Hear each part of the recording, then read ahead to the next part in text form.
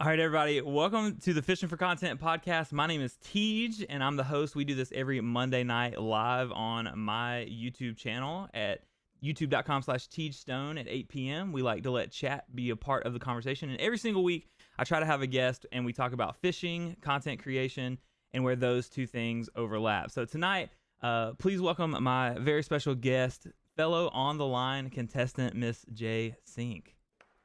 Sinke, hi. How's everybody Sinke. doing? Okay. It's all good. So, it's funny.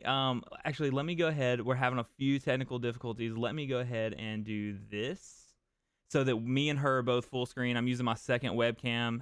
For some reason, Zoom is being weird tonight. And that's what happens when you rely on technology. Something always goes wrong, right? Always. It never ceases to amaze me. There's always something that goes wrong. It's like always prepare for the things you don't know it's going to happen. It's like So I work for a church, and it's literally every single week something else breaks. Something doesn't, turn on, or a microphone the batteries are dead. It's always something. So, but I kind of like this. If I run it through Zoom like this, like Jay was saying before we went live, is the other contestants well, they have been contestants, but the other guests haven't been able to see me because I was using Streamlabs, not Zoom, from my webcam. So either way, it works. Jay currently has, I was checking your stats today. You're at right around 2K subs on YouTube, 6K I'm getting close. 6K followers on TikTok, and 12K followers on Instagram. So you're making your way. I'm trying. Well, I mean, it feels like it's a day-to-day thing with me. So, or like it feels like it's constantly changing. So I don't. Yeah. How often do you look at your numbers? I feel like too often, if that's actually a thing. Sometimes I feel like I have to actually step away from it because I kind of consume myself too much with the numbers, and it shouldn't be a numbers game like that. Yeah. I feel like it really shouldn't. Like there needs to be a good balance as far as it goes. So sometimes I try to not look at my numbers as much. Yeah, I totally agree. It shouldn't be, but I find myself lately diving into my YouTube analytics to see who's watching, who's not, or do I have more subs or non-subs watching. So it's definitely a trap that I think all creators will fall into, but I think it's the most we just jumped off the deep end here. We haven't even been live for 5 minutes, but seriously, it's like a creator trap. Because we think that people are judging us based off of metrics, and that's we know that that's not necessarily true.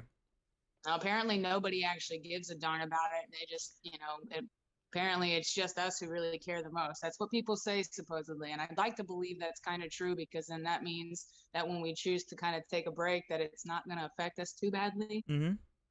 I don't know. I definitely delve into it more than I feel like I should. And I can admit it because I feel like you said every creator kind of runs into that spiral. You just tend to find yourself looking at it every day. When you find 2 seconds to do something, that's what you're doing with that time. Yeah, absolutely. So I've seen, let's get to know Jay a little bit better first, because we met through the on the line contest, and I've got a few questions about that coming up. But tell us who is Jay outside of content, outside of making videos?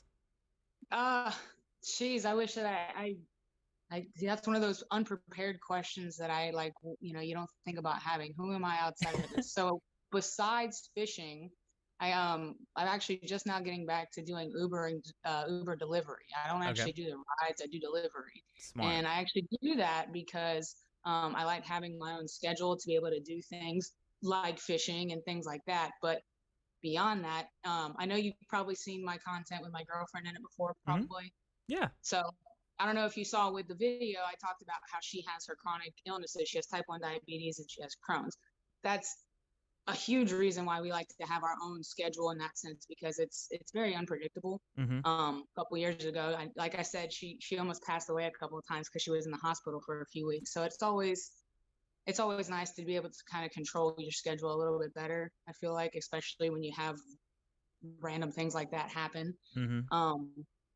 But other than that, I mean, I'm just, I feel like I'm kind of quirky in that sense. I have I've never had an interview like this before, so it's kind of like new to me. Okay. And even though on the outside I seem good or whatever, I do have anxiety at Okay. times, and it kind of, I think it stops me from being as creative as I can be. Okay. But I try to overpass it and do things that are new, because anxiety can also kind of run hand in hand with like new things. If it's making you feel anxious, then maybe you should do it, because it could be kind of exciting. Like, I'm having a good time. I love this. I'm glad I decided to do it, Yeah, me too. So So it doesn't. so one thing that I love about your content is like you're very transparent, and I appreciate that. And I haven't really spoken like a lot of detail about like depression and stuff, but when I was, streaming video games, I was probably at one of the peaks of my depression. And like, I think one thing that people don't know is like, I think one thing that kind of slides me back down into that and kind of kills my creativity is when I do look at my metrics and they're not growing the way that I think they should be. And Absolutely. so I started getting nervous. Like, should I try something new, or should I go back to something that I knew were, like we start playing this mental game with ourselves and discrediting ourselves. And so I remember that video that you did. I think it was the week 4 video, where you were open and honest about your girlfriend and her health issues and stuff as well. How's she doing right now? She's well, that's she's doing okay right now. It's actually so Crohn's is one of those things that, like, if I had enough time, I'd be able to really go into detail with that one. But she every 6 weeks she has to take a big shot. It's called Stelara. It's a I'm trying to think. It's not a steroid. It's kind of like chemo in shot form. Okay. Similar. There's it's not quite like that. I'm not sure as far as like the exact details, but hers is Stelara, Hmm. and every 6 weeks she has to take this shot, and it ends up making her feel kind of like crap for like sometimes like a week after, depending. So like right now, she just took it a couple nights ago, so she's not actually doing the best Oh man. today.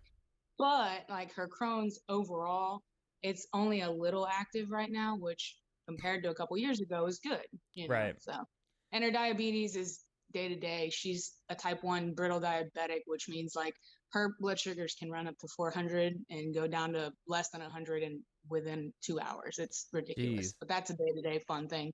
We've just learned to make it your norm.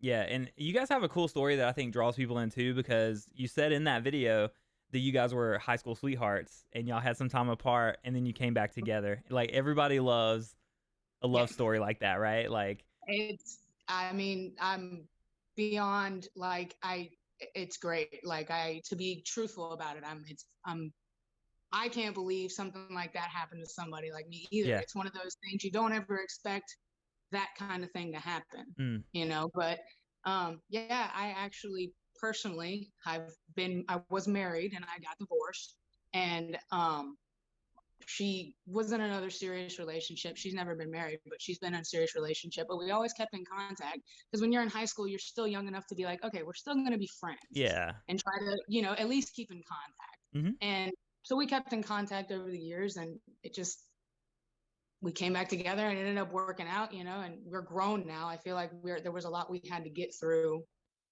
and grow up, kind of thing, to make it, right now. Yeah. So I'm happy. Awesome.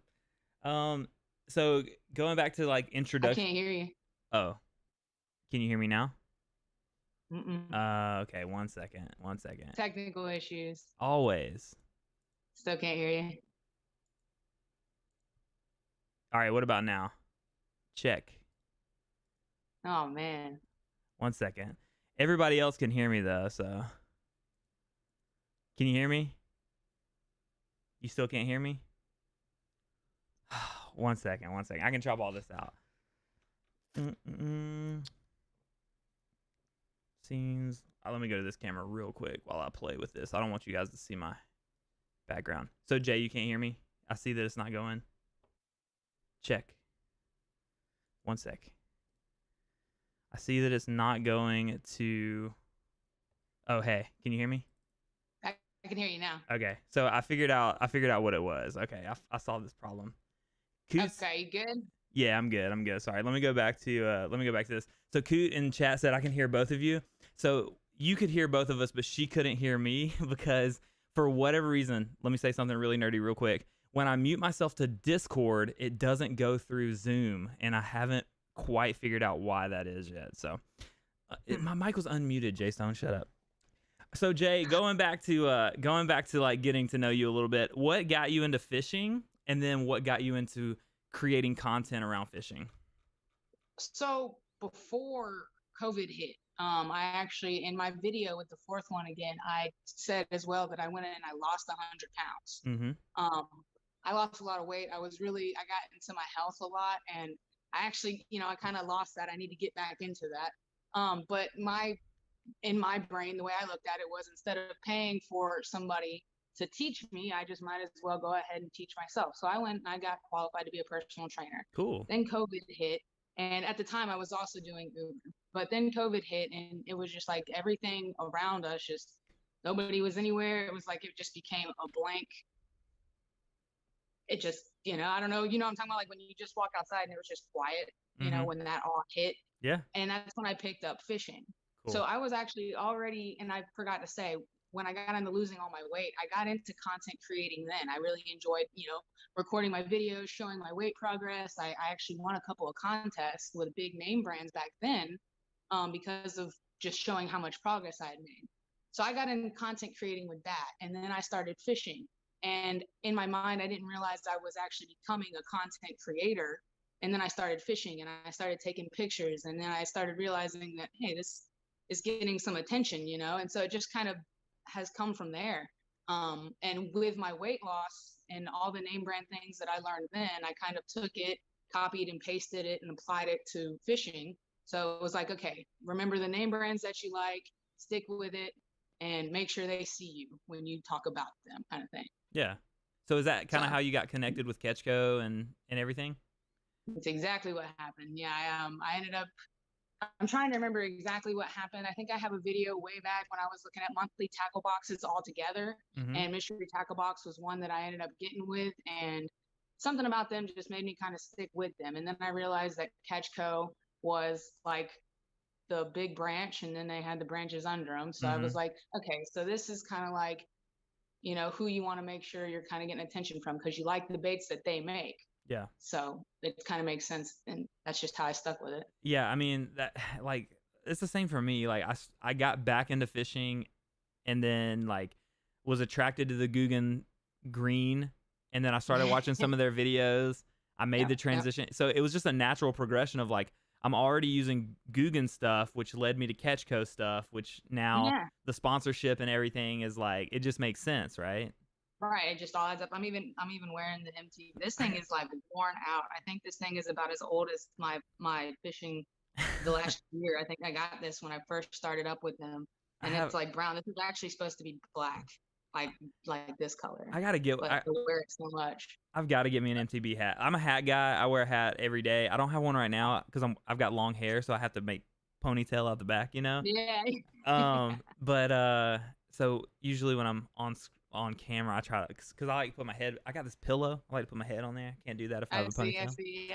Yeah. So a couple more introduction questions, and then we're going to talk about fishing, and then we're going to talk about content creating, and then there will be a Q&A at the end if anybody has any questions.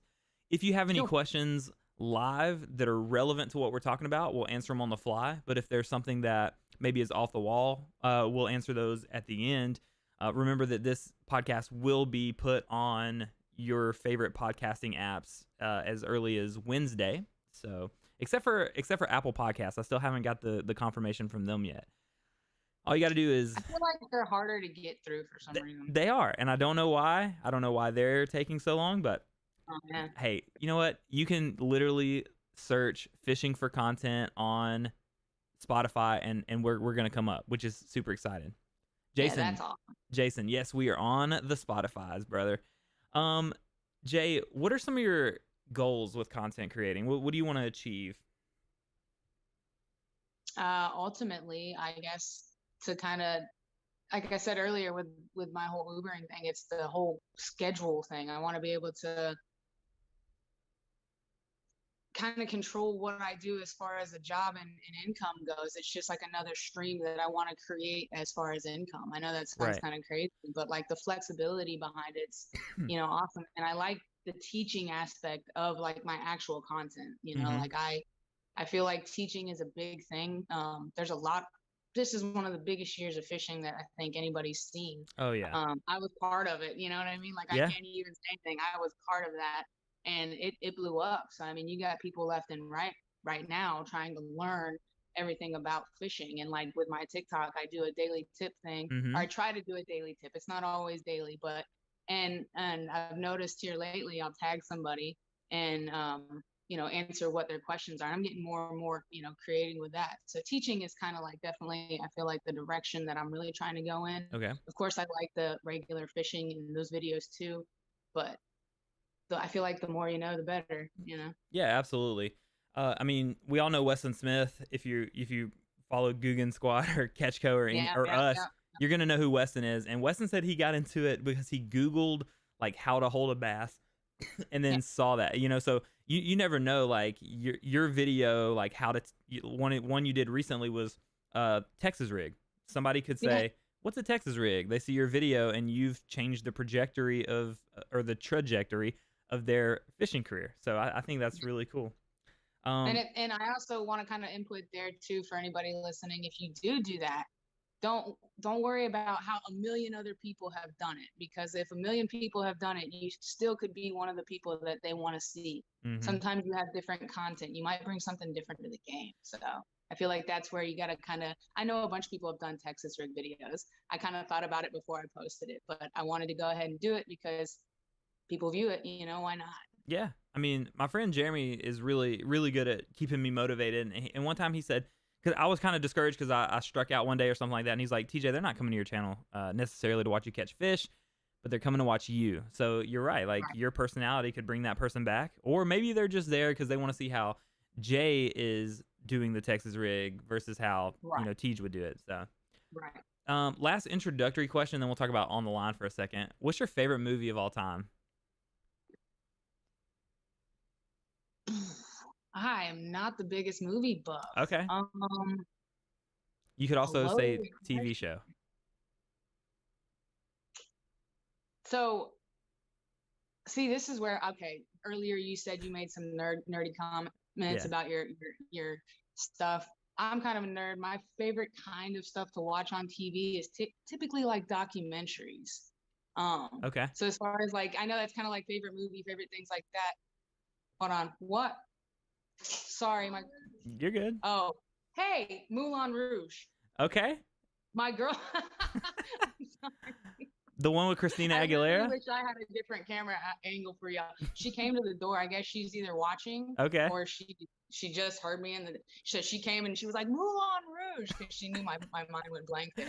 Moulin Rouge is one of my favorite movies. I will admit that. I love musicals to some extent. I love to sing. Okay. I don't really express that to a lot of people, but I do love to sing and do things like that. And as corny as it is, I guess I do love Moulin Rouge. So when I come down, I'll bring my guitar. We'll do a duet, and we'll. I'm down. I play the violin. I play cool. That's good to know. For a while. That's good to know. I got one. I might need to cash in a favor sometime when I record my own album. Cool. My favorite movie, if anybody's wondering, if I had to put one movie down as Tej's favorite movie of all time, it would be Top Gun, hands down. That's a good movie. But a close second is The Notebook. I love that movie. Like, me too. I didn't want to say that. That's so funny. I was going to be so corny because that's like one of my girlfriend's movie. We've been watching it since high school. Yeah. And I didn't really want to say that because I was like, I mean, that's probably like, who else is going to say that? So I'm glad. That's awesome. Fun fact, I live about 10 minutes from a park where they filmed the swan scene in the boats. So I want to go. We're going to have to go there. Okay. She's poking her head down now. Hi. Hey, girl, how are you? Hello. Hey, TJ, how are you, man? Good to see you. You too. He said The Notebook, and I was like, I have to go outside. Yep, so she heard it. She must be watching it. Georgia Bassmaster said, no. It's just, there's something about that movie where I just remember my college roommate and I would watch it all the time. I wrote I think my first speech, I went to this really small Christian college, and I think my first speech in preaching class, I retold the story of The Notebook. And I mean, cool. It's for whatever reason, it's just a special movie to me. But All right, let's transition. We'll talk about on the line contest for just a little bit because it is something that we share. Definitely. That's how we met. And without that contest, I wouldn't be where I am in my content game. This podcast probably would not exist. It actually would not exist. So the contest like meant a lot to me. What about you? What are some of your biggest takeaways from the on the line contest? I learned a lot. I feel like it was a big thing for me too. I haven't ever, I haven't ever. Sorry, I gotta swipe something away. I have never been in something that big as far as with my fishing content. I know that, like I said earlier, with my weight loss, I was in a few contests, but nothing like that. Nothing as narrowed down to 10 people, and the way they went about as far as narrowing it down is like, I guess with 10 people, I never been in something that tight of a race. I Yeah, guess something as big as that. and First time ever. it felt like it was a really prestigious opportunity, right? Like there's only ever going to be one first season of the on the line contest, right? And like Exactly. and I said from the beginning, like even eliminated week 1, I'm completely honored to be a part of something like that. And Yeah. I think sometimes I forget that, and my wife will remind me like, "Hey, you just got into this huge contest this year," and you're like, you know what, I did, and it keeps me Right. motivated for more, to keep trying hard. Because I think at the end of the day, like the reason Ketchco invited us is because they did see us working hard, they did see our potential, and they even said that to us. Yep. What's like your favorite memory from filming during on the line? My favorite memory. I had a lot of fun with making the lures. I Me feel too. like when I was painting the lures, that was a lot of fun. It to me that was the most educated thing that I got to take away from it. So something that I really got to learn new. And even though I didn't actually make it to that week, I still Yeah, feel like that was a lot. And I actually still have a couple of the blanks, me too. and I'm actually wanting to do that. I'm actually going to start hopefully making some of those into videos because that was a lot of fun for me. So I feel like I walked away with a new hobby or something like that, I guess you could say. Yeah, So I think that was probably my favorite part. yeah, And actually, one of my other favorite things was really getting to know everybody. yeah. Truthfully, and coming and meeting, new people that you never really probably would have met Right. had it not been for that contest. I really did like walking away with that. Absolutely. We wouldn't be here right now. Absolutely. And that's what I think consistently every single week we say is like meeting each other, forming those relationships, and like now like I talk to you outside of, like we DM Georgia Bassmaster, Yeah, Ryan Ray, like I talk to you guys now, and I love watching your content now. I feel like I walked away from that contest with new friends, and it exactly. means Yeah. yeah, it means a lot. And so you're actually in the Gwinnett County area, right? Yep. Yep. Yeah. So I'm really familiar. I interned at a church in college. I interned in Gwinnett County, right outside of Stone Mountain, and That's cool. so I know the area well. And I saw you, Colby, Georgia Bassmaster all kind of went and saw the Bassmobile this past week. And Yeah, Georgia Bassmaster wasn't at the game, but he did manage to see him at their campground. He was, yeah, we had talked about it. He had some work. I think he just something about work. I feel like with okay, the thing going on. But we did get a chance to see him, so that was cool. okay. So I saw Yeah, y'all. I saw you and Cole. You and Colby got to hang out though. yeah, that And was cool. Colby's as cool as he is on his videos. He's yep, as cool as he is in person. I mean, he's yeah. a really cool dude. Yeah. I've had the opportunity to talk to Colby outside of the podcast and outside of Georgia Bassmaster said I snuck into the park. That's pretty Yeah, funny. he sure did. He was like, I told him that I was with them, and they just. So I was like, man, I That's should have funny. done that because I had my on the line shirt too. I saw But like that. I was with my girlfriend and the real Cam, which is my girlfriend's brother. And we were all there, so I was just kind of like, whatever. But he got there way early too with him and stuff. But yeah, he sure did. He got in there for That's free. cool. I mean, I think we coming out of that contest have like we're probably okay to say we're with Ketchco, like we're coming in here. Right. And I they would have mean, been cool. hey, Colby totally deserved it too. He was when they had it all set up or whatever, he was over there, doing, helping some of the people coming up and doing cornhole and telling them how to do it right. So I mean, he totally earned it. I believe it. That's cool. That's so cool. I Yeah, wish yeah. like it literally like snuck up on me and I was like, "Oh man, it's No. tomorrow." So I know.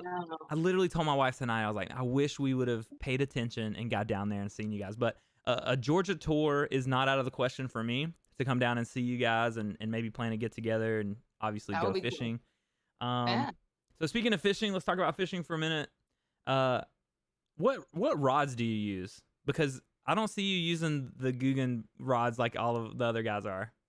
So before, when I got my MTB, first mystery tackle box, I really dug into, like I told you, I was looking at the brands and, brands that were with mystery tackle box so that I wasn't going to be using any of the brands that they don't associate with. That's kind Okay. of where I started.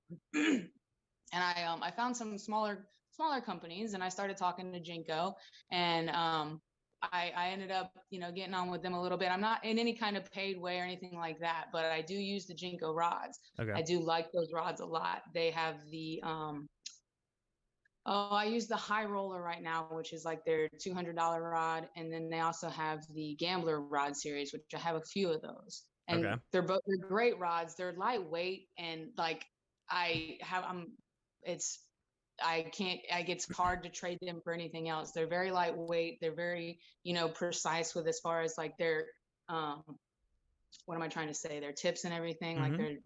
they're just great products. And so therefore I just stick with them. Yeah. But it's the Jinko rods. They're great. Jinko is a really good company too. They're really nice over there. So.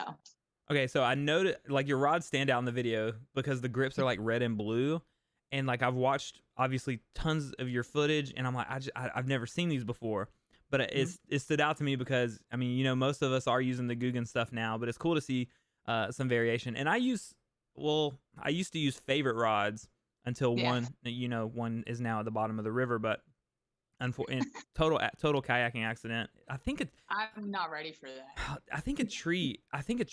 It was in a rod holder, like sticking diagonal out, and I think I got blown into a tree. And when I paddled out, it pulled it out of the thing. I think. Jeez. I don't know. But so I use things other than Guggen rods. It's nice to hear what other people use. And if you're watching live right now and you're in the chat and you use another brand of rod, definitely feel free to fill us in. I'm open.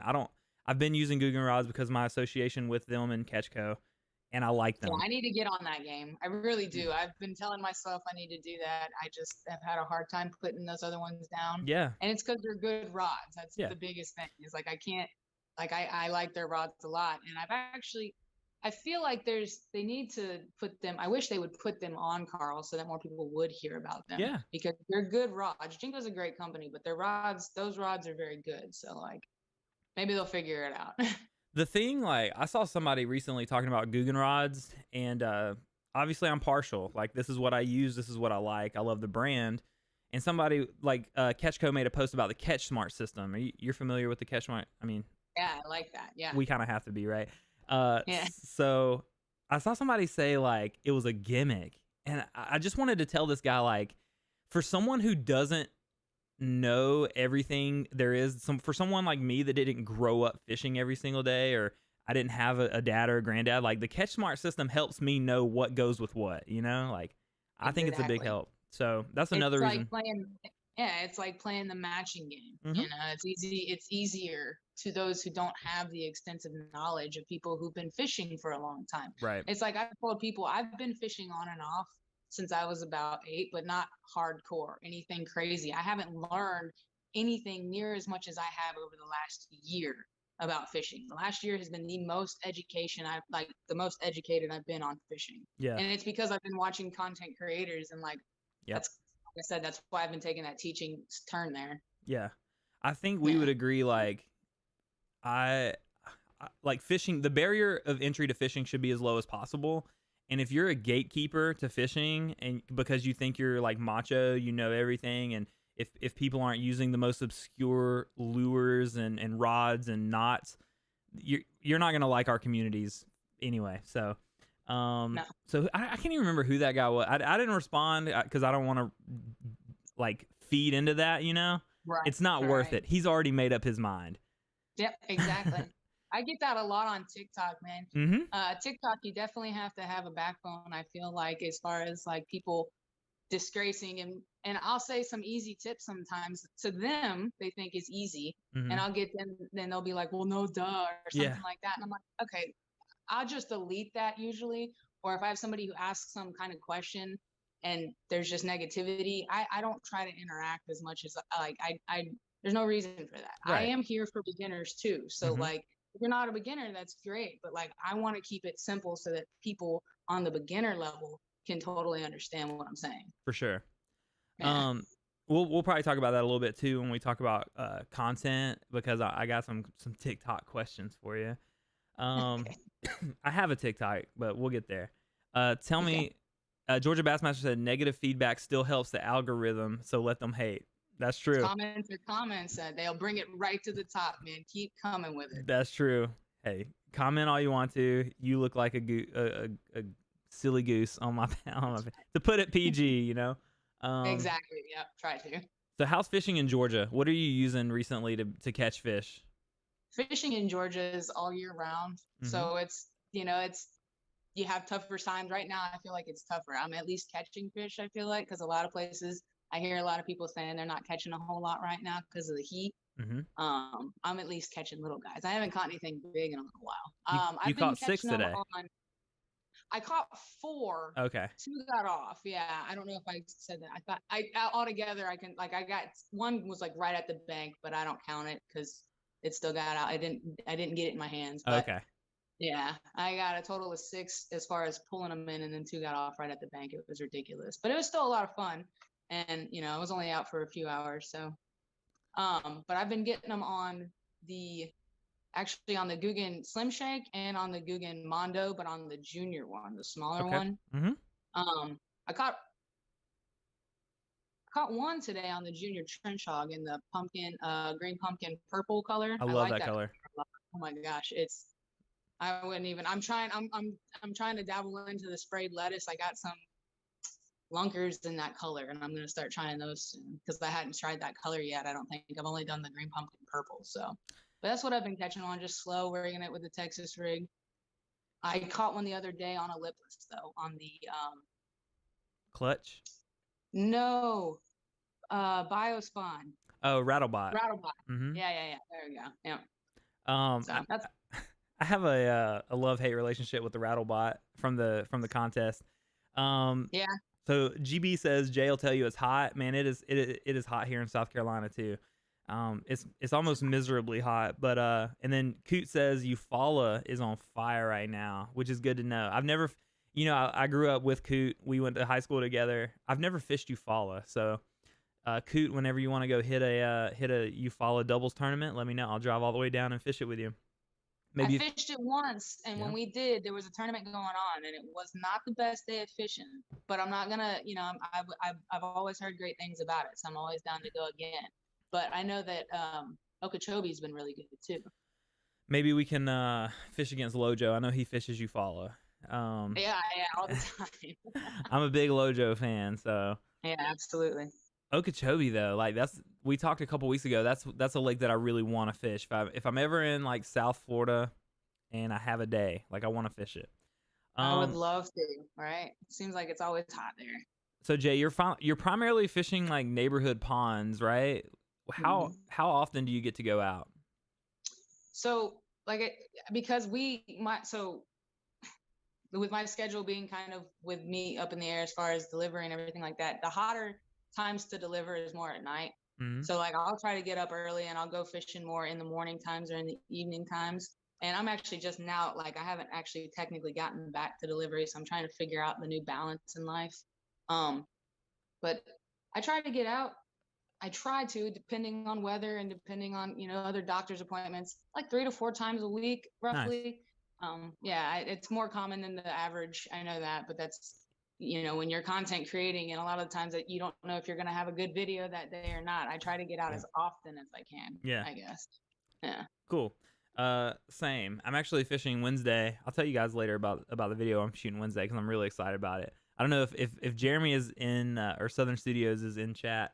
He'll tell you a little bit about it too. I'm really excited to shoot this video Wednesday. But I try to get out, at least once a week, if not twice. And so I'm pretty excited. One thing that I'm going to be doing in the next few weeks is actually different species. Do you have any like desire to fish for something different than just bass? Absolutely. I love fishing largemouth bass. I do feel like they're one of the tougher species as far as any kind of local here. Mhm. I do want to go and fish some striper from out at Lake Lanier. I know that there's shoal bass out there. I wouldn't mind getting my hands on. There's only a couple places here in Georgia that you can get smallmouth, but I'd love to fish for some smallmouth too. And I've actually only been fishing once for catfish, Okay. and I had a whole combo. I didn't have it set in any kind of rod holder. I'd never gone catfishing before, and my buddy hadn't gone in a while, so I guess he didn't.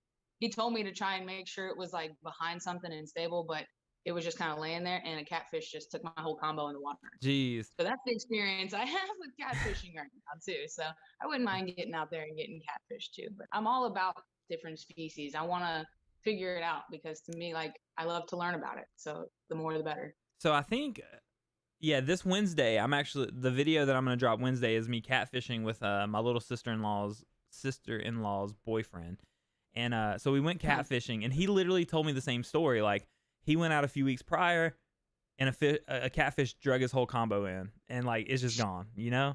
Just seems to happen. So that hasn't happened to me yet, and well, we didn't catch any monsters, unfortunately. But I'm trying to get into catfishing.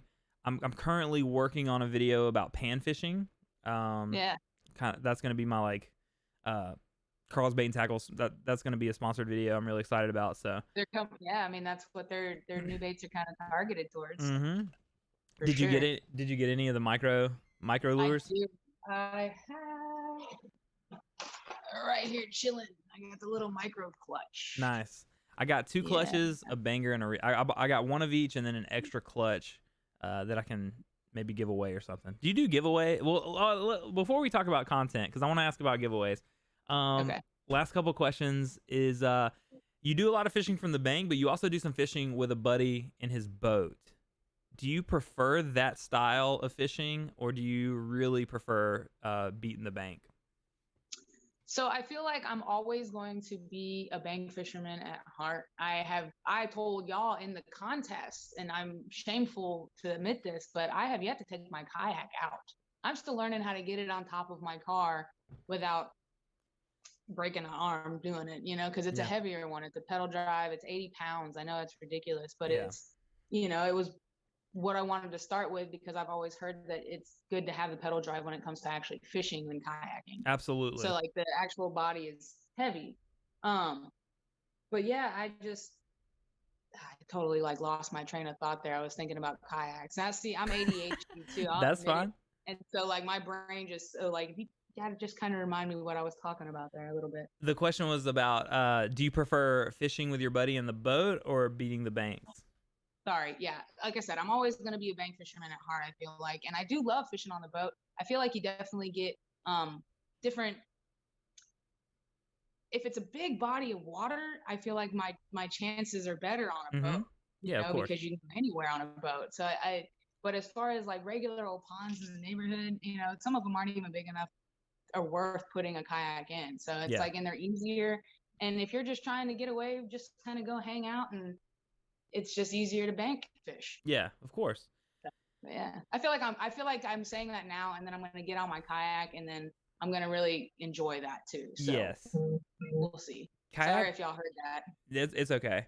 So kayak fishing to me is a blast. I love it, but I've been very like honest about how much I prefer boat fishing, and I want a boat because there's so much more I can do. But I have a pedal drive kayak as well, and actually to update you guys on that, I got the parts from Gadget to fix it. So I'm actually going out on it again Wednesday. What kayak do you have? It's the Brooklyn kayak company. Okay, yeah, I've heard of them. I can't think of the model name right off the bat. I know it's 13 foot and it's a pedal drive. It was a combo that they were having. They were having a special at the time when I bought it. So, and it's a sit on top, not a sit in. Absolutely. Yeah. I would say if someone was wanting to get into kayak fishing, if you can splurge for a pedal drive, do it. And obviously that's going to have to be a sit on top. I mean, yeah, I didn't even think about that. I couldn't imagine sitting inside. Like I see people flipping over like intentionally and sit inside kayaks, but I don't want to flip over. I don't want to be in alligator infested water. No. Yeah. No. I went kayaking on the river the other day with some students of mine, and me and a couple of them jumped off the dock in the river, and I was like, I was scared. Like I couldn't. I was like, I gotta get out. I gotta get out. I'm so scared because there's gators here. No. There are gators everywhere here. See, we don't have to worry about that like here as much, but Right. like when you start getting into Eufaula or even going into Florida, they're everywhere. So I mean, I'm sure eventually they're gonna be here too. It's just a matter of time. I called Jeremy, my best friend, does some filming for me, and I said, dude, I jumped off a dock into the river, and he's like, you did? Like I can't believe, like, cause I'm a scary person. Like I don't really like to do stuff like that. So that's funny. And last question about fishing, and then we're gonna jump into content. What's your confidence bait? What's your like number one go-to? Probably a Texas rig, and I don't know if that's just like a rookie kind of answer, but like truthfully, it's kind of what I'm always being able to pull, either that or a lipless. Okay. Those are I caught my PB on a trapline rip knocker by Jinko actually. Cool. And so of course that's going to be a huge confidence boost for me because that's what I caught and it was the same. I broke my PB 3 times in the same day. Dang. Like literally back to back. And it was kind of like, all right, so I love this bait. Yeah, of course. I mean? And, but Texas rig is what I'm always definitely got something tied on. I'll bring a rod just for a Texas rig and keep it rigged that way and won't change it. Yeah. Because I know eventually I'll reach for it. That's prior to like getting into fishing this time, I was the same way. And now I just do a weightless Texas rigged like trick worm. It slays here, and so that's what I use. Would you rather catch like would you rather go out and catch like more fish or like one heavier fish? Right now, I feel like I would rather catch one heavy fish. Yeah. Like because that's just kind of where I'm at the moment. There's days where I'd rather go out and I'm like, if there's nothing going on, then I'm like, okay, anything will be better than nothing, but right now I'm kind of, I when you get a taste for a big fish, you tend to want to keep getting bigger. And it's just one of those things, it's one of those sicknesses that we get as anglers.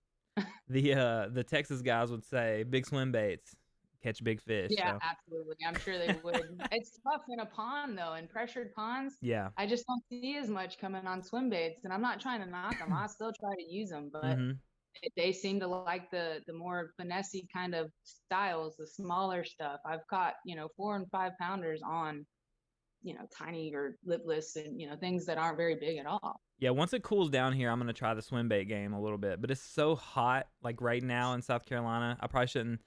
So Wednesday I'm filming a 1v1v1 challenge. Like 3 of us are gonna go out and compete, and the winner is gonna and I'm gonna give the winner, even if it's me, obviously, this month's mystery tackle box. So hopefully it'll be a fun video. But so I probably shouldn't say this, but I think it's just gonna have to be like a shaky head or a jig, like once the sun comes up, because it's so hot here.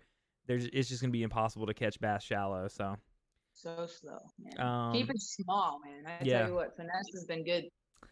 I've got a package. I did the Guggen Squad Tackle Tuesday so I could get the jersey. So I've got I've got some of the Mondo worms, the 10-inch and the 7-inch, and I've got some of the Mondo Slim Shakes and the smaller Slim Shakes. So that's probably what I'll be throwing. Yeah, those smaller Mondos were getting it for me today in the black and blue. Cool. They were just, back and forth today. They were biting at it. And like I said, I got a couple on the junior trench hog too, but both of them were in that junior size. So yeah. So I'll be throwing a little combo of all of it. Ghost, good to see you, man. All right, talk about content creating for just a little bit. We try to keep this at like right at an hour. If we go over a little bit, it's fine, but I want to respect your time as well. You're good. What's your favorite platform to create content on right now? Ooh, see, that's tough because it actually just recently changed for me. Because of this contest, I actually, we got into contact with everybody, and I talked to Ryan Yin, the guy who won the contest. And I asked him, I was like, what's the secret to all your views and stuff like that? And his simple answer was TikTok. Yeah. And I didn't know if that was true or not, but I had never created a TikTok before then. And so I started TikTok, and my TikTok has I've only had it for maybe 2 months now, and I have like 6,000 followers. I don't know if that's good or not, but like I started being on TikTok, and I think TikTok's definitely taken my favorite now. I do love YouTube, and I think TikTok are the 2 main ones that I focus on now. Okay. So one thing I noticed, so when you first joined TikTok, it notified me. I followed. I'm at like 2,000 something. I've completely stopped putting content on TikTok for a minute just because I was frustrated with the platform because they won't take down that imposter account. Somebody pretending to be me. I'm really mad about Oh, it. no, really? But TikTok is 100% like one of the best ways to grow an audience, right? It has to be. I didn't, as far as I don't know. I started doing just daily. So I was flipping through TikTok or whatever, and there's this guy that does a daily reminder. And if you're on TikTok, you might know who I'm talking about. I don't even know his name, but it kind of was like, this is cool. And if I want to do, fishing content, I need to kind of do it with some kind of fishing in mind. So I Mm-hmm. started doing the fishing tip. And for some reason, that just seems to be what people like on that platform, something like that. And I've stuck with it, and it's been taken off. I did knots too, from an Yep. app. You just and people love that. One of those got 500,000 views and then some. It's probably Dang. still going up. And it all because it had what looked like Deadpool's hand. People Really? like went nuts because it had a hand in it that looked like a glove that was Deadpool. So it's like I didn't understand. I was like, okay, I mean, whatever That's works so for you, I funny. guess. So Yeah. my biggest TikTok was like 50K plus views, and it was the same thing. I just did a Palomar knot. I didn't Yeah. do the app thing though. So I was gonna ask you too. You have the daily fishing tips, which obviously Yep. do well, and then you do those knot videos. So you make those yourself in an app? No, they're actually just an app that I have that plays it. And Oh, I I know this might get some people have told me they know about the app, so I don't feel as bad. yeah. I mean, But it's an app, and I've told people about it. I'm looking for my phone, and it's you, actually what we're on. I'll have to tell you. See, that's one of those things that I'm not thinking about being on my phone right now. yeah. But I'll have to send it to you. And I just screen recorded it, and I was telling people that they were like, I like those knots. So I was trying to show people my favorite knots, and it took off more than I realized it would. Yeah. Because it's like everybody wants to know how to do a good fishing knot, and to Mhm. me that app specifically, it shows it so well, and you can literally maneuver around in the app and like have the good view above it and below it and however Okay. you want, Cool. so that you can see every little movement. And I would slow it down so it wasn't in like the full video, so everybody could see every little thing that went on with it. So Mhm. because there's a lot of times they're just overwhelming, so people will just stick with a basic knot. But you really could be Yeah. doing you could up your knot game if you just practice one, maybe. That's it. That's like Yeah. that's true about anything. If it was easy, everybody would be doing it. But yeah, I think Right. that stuff helps. The last one I think you posted, I thought was really interesting, and I was like, man, that's maybe I need to up my knot game because I just tie Palomar knot on everything at this point. Me too. I love polymer knots. It's my favorite knot. But I think knowing is everything, because you're going to come to a point in time, the more you fish, you will come across a time where you need to know another knot Yeah. because of some other, like a drop shot or something like that. Like you need to know some other kind of, and they're just good to know. I've actually stopped doing the knot videos as much because the app only has so many on there, and I feel like the ones that anybody really knows I've already put on there. So Yeah. I've really kind of directed only doing the fishing tips now. Well, it was cool, and I didn't Yeah. know about the app, so that like I need to send me what the app is when we get off here because I want to I, know, like, it'll help me out a lot. definitely. But no, I think that's Yeah. fine. Like I saw the videos and I was like, how is she making these videos? Like I I'm had a lot of people tell and ask that, and I told people it was an app thing yeah, because I didn't want to get any kind of hate or anybody thinking anything crazy, right. So I tried, but it's in the comments. So if you don't know, then you're not looking Okay. for it. Yeah. But I remember thinking then, I was like, I hope people don't like get frustrated because it was from an app, but I feel like it needed to get out No. there because a lot of people don't know those apps are out there. There's Yeah. more than one too, but this one specifically, like I said, I like the actual way they put the whole thing together. Okay. So, Yeah. do you see any traffic to your YouTube from TikTok? I haven't looked at my analytics as far Okay. as I haven't recently looked at the analytics as far as TikTok traffic. I have talked about it a little bit. I need to start figuring out how to get my TikTok viewers to YouTube. I Mhm. don't think I direct that well enough yet. I do have a link in the bio on my TikTok, but like Yeah. Like I know one thing Ryan Yin does. He does a lot of this. Like he'll do almost like a preview, and Mm-hmm. then he'll be like, if you want to see more, go check out the video on YouTube, kind of Yep. thing. And like I got to figure out how to do that. And I think I'm getting there. I'm really, I've actually sat down the last few days, and I'm trying to figure out a new balance as far as being able to not. I'm constantly like trying to figure out, like, if I'm posting a video on YouTube, I feel like I'm always like trying to play keep up. Like Yes. always editing, and I'm always doing something, and I'll fall behind, and it's just I got to figure out a good balance. I am the same way. Like I totally understand, and Yeah. I was literally stressed this afternoon because I've got so many projects at the same time that this sounds so like whiny, but I'm a little Nah, overwhelmed by all of it, you know? Um it's easy. so Ryan Yin, for those of you that don't know, winner of the On the Line contest, recently went and did some filming with Lojo. I'm big jelly. I love Lojo. Yeah, I saw, Like right? I actually in my On the Line application, they said if you could collab with one person, who would it be? I literally said Lojo. Yeah. So goals. But one thing he said in Lojo's podcast, Fishing After Dark, definitely go give it a listen if you love fishing podcasts like this one that you're listening to now. He was saying that exactly what you just said. He does like a preview video for TikTok that says if you want to see the full video, head over to YouTube. And he says that that's generated a lot of traffic from TikTok to YouTube. So he's figured out the sauce. And now I've Yeah. noticed that even Lojo has started doing that from Instagram Reels. I don't spend as much time on TikTok. I don't think Lojo does either. But I've seen him using that short form content as a preview for the long form content. Not necessarily just to say, go to my YouTube channel and subscribe, but to say, hey, if you want the whole story, you need to come check this Yeah. out. It's genius, you know? Yeah. I feel like that's the secret. That's the secret to, getting the views and the traffic, is just kind of the redirect. Because I mean, the goal is kind of getting everybody to get to YouTube. So like when you Mm, asked earlier which one was my platform of preference, I said TikTok, but it's more like TikTok trying to get that traffic to go to YouTube, because yeah. YouTube's kind of me like the ultimate one. You want to get monetized on YouTube, you want to get paid to be able to pay, Mm-hmm. create the content that you want to create. And I mean, you can actually get monetized on TikTok too. So that's Yep. one of my new goals as well. Yeah. But I mean, two platforms getting paid on them, you can't really complain about that. Not at That's all. where my goal is. So And that's, some people create content and they say, I just do it for fun. And that's fine if it is, but people like us, like, we're very open and honest about, we want to turn this into something more substantial, like a more substantial form of income. absolutely. I mean, it's fun too. I love it, but that's kind of the goal, is Yeah. to, wake up every day doing what you love. Yeah. Yeah. So I got asked a question this week that caught me off guard because I've never thought about it, but it was, if your YouTube ever like exploded basically, and that income was more than your full-time job, would you ever leave your full-time job? And I was like, I've never been in that situation, so I don't know, but like, I love my full-time job. I love doing what I do in ministry. Um, Yeah.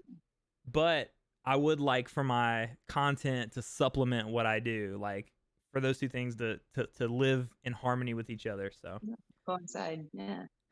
because my wife, she's like, I would like to be a stay-at-home mom, and I'm like, that's too bad, Grandpa. Like, you're not. Just kidding, babe. If she's watching, she's probably not. She's probably watching Virgin River. She doesn't even watch my podcasts anyway. That's funny. I wonder if my girlfriend's still tuning in. She Oh, probably watched so much of it. um, Fine. all right. I've got like two more questions, and then if you guys have any questions in the chat, you guys can go ahead and start typing them. We're gonna enter a Q&A section in just a second. Two questions left. Number one is, do you have a schedule for uploading videos to any platform? Like, do you say, GB said he's sending her the link. You're sending what, my wife the link, telling her to get in here? Or sometimes I lose my train of thought as well. It's all right. No, I totally get that. It's So, fine. so do you try to post to say like TikTok once a day, YouTube once a week? Like, what's your upload schedule like, ideally, or what do you aim to do?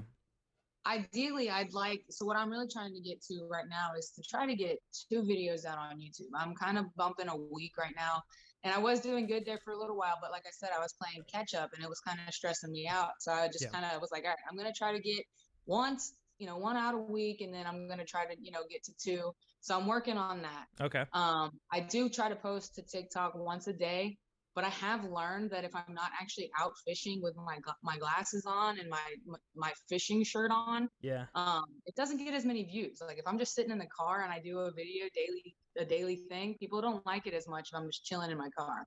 So it kind of that's kind of how I play around with it. But I'm trying to do that at least once a day. Okay. And with Instagram, I've gone down. I used to post 3 times a day there, and then I was posting 2. So now I'm down to like 1 or 2 because Okay.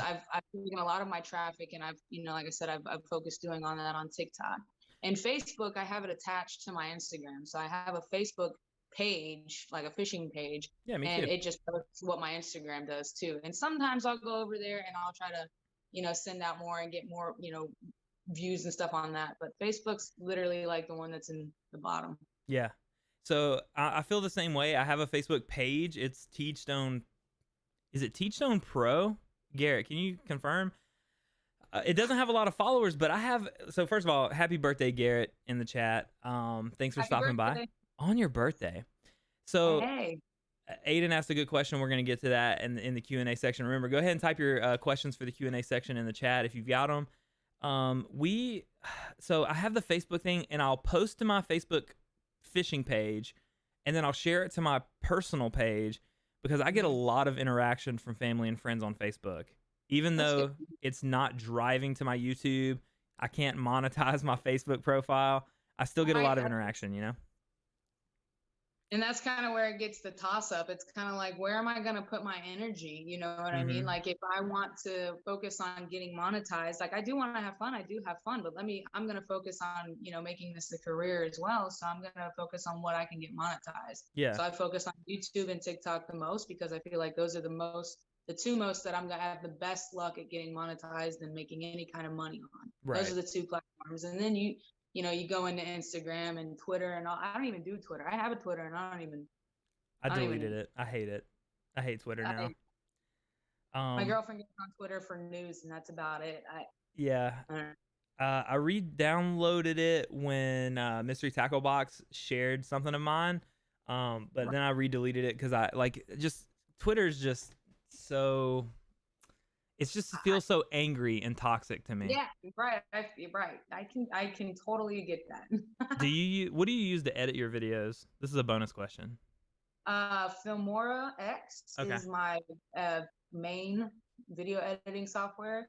If I'm just using it on my phone, I actually use InShot. I found that it's a very good, simple editing software on your phone. If you just have like an Android, just InShot, simple, and you can actually get rid of like the little tag or whatever if you just watch an ad. And it's simple, it's easy, and it's very, it's a good one. I don't know how else to put it, but yeah, I use Filmora X for my main video editing software. And I think that's important because like people have been asking me what I use lately, and I started using Premiere Pro and Photoshop, but that's because like in COVID, I was doing a lot of the work for the church that involved video editing, and I needed something more powerful than iMovie. You don't have to use Adobe, right? You can use free options or less intuitive options and still get quality videos out of it. So, I feel like, especially for simple things. Yeah.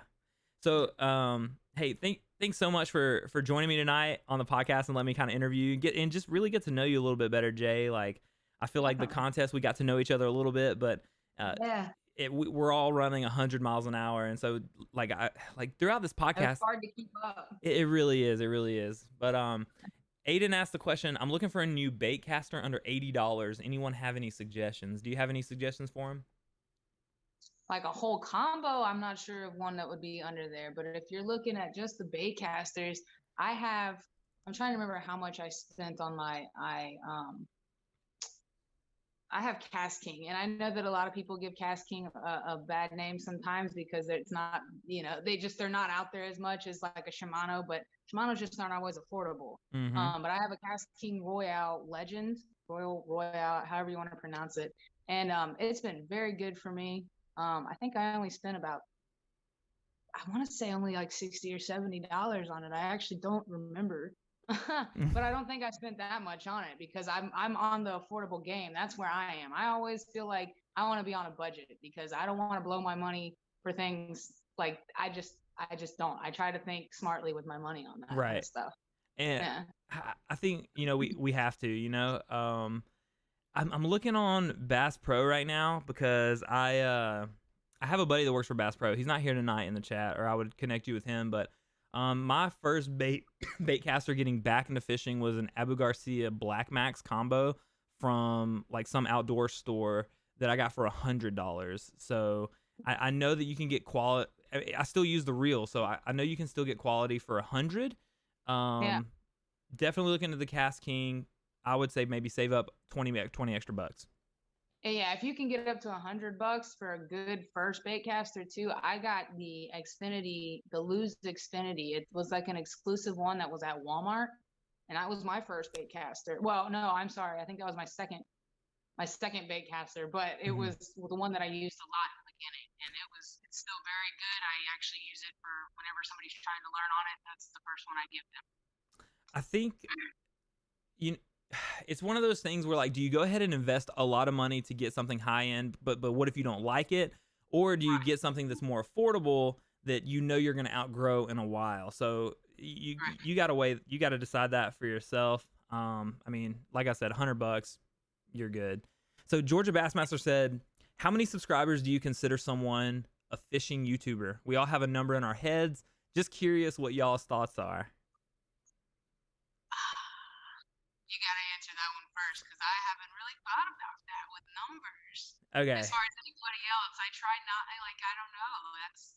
I guess when you start seeing somebody bigger than you, kind of, in a sense, if you feel like you're like a content creator, that people have more numbers and getting more views and things than you, I consider them, they're doing something better than me in that sense. So if you're getting more views on YouTube than I am, then I'm looking at you regardless if you have more than me on Instagram or another follow. You know what I mean? So I don't know. That's hard.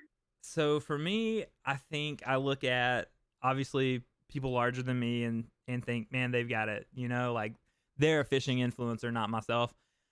But lately, I've been telling myself kind of what I talked about a little bit earlier is that, like, I feel like nobody in the fishing industry makes you feel like you're not relevant or like a part of what's going on. Like the fact that I'm included in the same conversation or able to have conversations with some of you guys makes me feel like I'm part of the team, like I'm one of the gang, even though I have the lowest sub count of anyone in the contest except for one other guy. So, actually, so Jay's YouTube is linked at in the description of this live stream, or just Cool. search Jay Sinke. I thought it was Sink. I'm sorry, I pronounced it It's wrong. okay. It happens all the time. It's what I tell people. It's sync with an E. It's So if I had to put a number on it, it I don't want to put a See, number on it's it.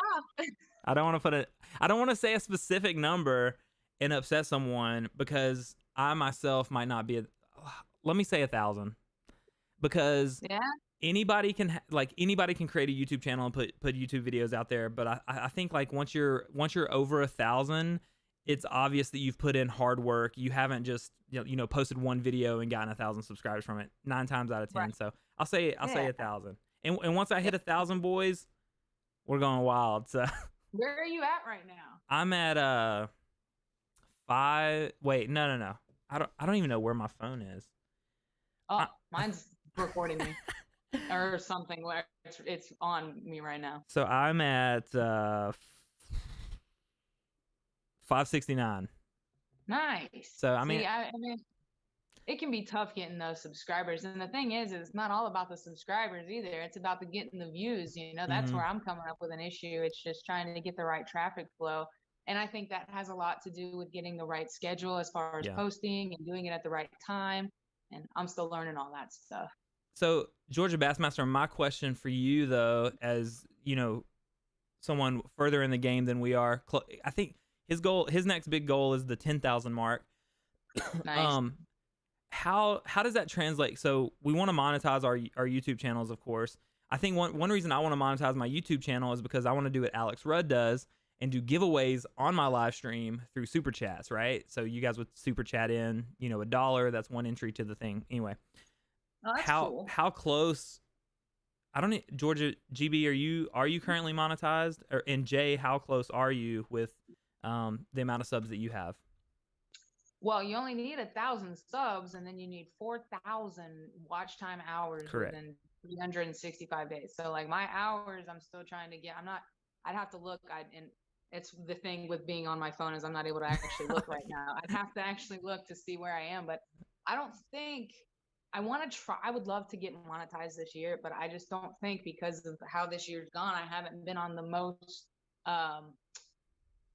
what's the word? I haven't been on the best schedule with Okay. posting my videos. So I don't know if I'm going to be able to get monetized this year, but I know that that's definitely, my goal.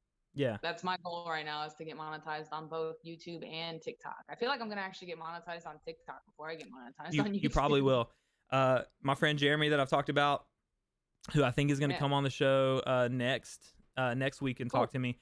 Actually, he had a TikTok go insanely viral, and he's monetized on TikTok, but he's even said like being monetized on YouTube feels like so far away. But the good thing is for us is that it's the cumulative last 365 days. It doesn't like start over, thankfully. So really what it feels like to me is if you keep that growth going consistently, you're eventually going to hit that milestone. So you'll get there. Yeah, that's the whole goal. That's the end goal. So Colby Yak Fishing. Trying not to focus as much on numbers, but right. At the time, it's like when you do want it to be what you do, it's hard not to do. Right. Colby Yak Fishing came in late. He said, "Hey, people late to the party." Hey. Nah, man, you're right on time. We're getting ready to shut it down, but if you guys have any last questions for Jay or me about fishing, content creation, or anything in between, we'd be glad to answer it. I feel like I'm an open book. I usually can ramble, but this has been cool. I've enjoyed this. Like I said, I've been thinking about wanting to do something. Do it. I've been thinking about trying to actually do it on a TikTok platform. Yeah. Because they even though you're not monetized yet, people can still like give you gifts and stuff. And then once you're monetized, you can actually unlock the money. Yeah. I don't know if people know that or not, but like somebody went on one of my live. I went live and I was just trying it out while I was sitting in the car while my girlfriend was at the doctor's office, and somebody came in and started giving me a bunch of little gifts, and I was like, oh, okay, nice. Cool. And I looked in to see what that translated into, and it like I have an account on there, but I can't access it yet because I'm not technically monetized. Yeah, I have I'm monetized on Twitch, so I can if I was streaming on Twitch, I have monetized that, but it's not the right platform for what I'm doing anymore. And Instagram Live is a good platform too, because people can buy they're not called sub, they're called badges on Instagram. Yeah. So I've been torn. Do I move my show to Instagram? But I like the production value. Tonight's was a little scuffed because I was having some issues with Zoom for some reason, and I need to put like graphics and stuff up. But I can do more with streaming to YouTube. Colby says, "Tej, you gonna try and see the Bassmobile? If they come anywhere close to me again, I will. I was telling Jay earlier, it snuck up on me and I missed it in Atlanta. I would have came down and hung out with you guys. That was the one he had to come to, Colby. So YouTube pays about 1,000 times more per view, Georgia Bassmaster says, than TikTok, I assume. Which that's good to know. That's the other thing I'd have to look into as far as the amount. So that's good to know. Yeah. I mean, that's why I said the end goal is to definitely get the traffic to go to YouTube. Definitely. But I wouldn't mind getting monetized on TikTok too in the meantime. Yeah. Hey, get it where you can. But yeah, YouTube, monetizing on YouTube is like a big goal, like a big future goal of mine, like something that I'm working towards. Like right now I'm trying to check that box of trying to get to that 1K. So hey, you'll get there. I believe in it. I believe that you'll get there for sure. And I do too now. Like everybody just that's we say this every week too. That's my favorite thing about the fishing community, and especially on YouTube versus like live streaming services like Twitch, is it feels like we're all a team. We're all rooting for each other. No one's gonna hold anyone back. I don't want to see anybody else fail at doing it because the struggle is real and I get it. So seeing someone else succeed at it, it's like, hey, I know what you're going through. So like, good on you for being successful at it. Colby says he's about 200 from 1K. So if you're hanging out in the chat and you are not subscribed to the other creators in here, Georgia Bassmaster or Colby Yak Fishing, make sure you go and sub to their channels, putting out amazing content. I know I know I can't say anything too much. Coot_fishing earlier in the chat, if you scroll up, it has been flirting with the idea. He sent me some samples, and he needs to just do it. We'll all sub to him too. So, all right. Well, Jay, any last words? Any last thoughts?